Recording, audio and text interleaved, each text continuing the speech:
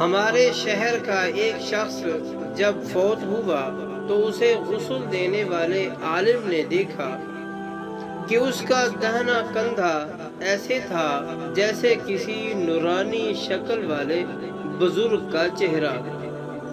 قبر میں اتارتے وقت بھی عالم صاحب نے محسوس کیا کہ اس کے داہنے کندھے میں سے روشنی پھوٹ رہی تھی۔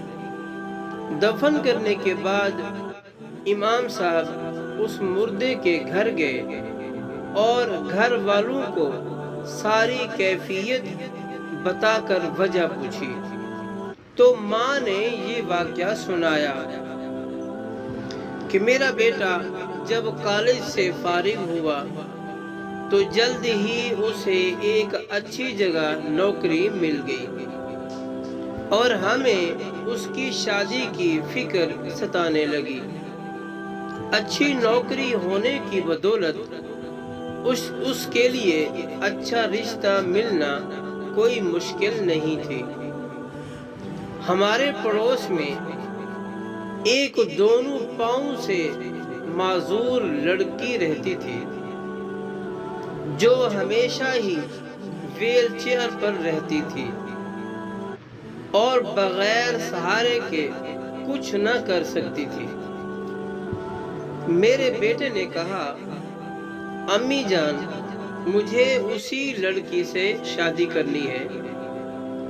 میں نے اور اس کی بہنوں نے بہت سمجھایا لیکن وہ نہ مانا، کیونکہ اس کے بقول خوبصورت لڑکیوں کو رشتے ہر جگہ سے مل جاتے ہیں لیکن اس معذور لڑکی سے کوئی بھی شادی نہیں کرے گا۔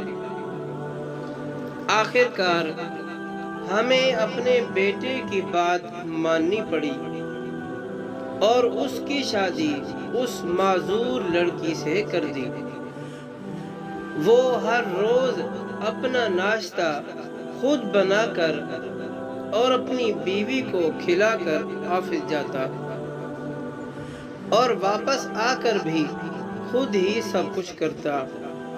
اپنی بیوی کو باتھ روم وغیرہ لے کر جانے کے لیے وہ اسے اپنے داہنے کندھے کا سہارا دیتا تھا اور اسی لیے اس کا داہنا کندھا چمک رہا تھا، کیونکہ اس نے اپنی زندگی کی آسائشیں اپنی معذور بیوی کے نام کر دی تھی۔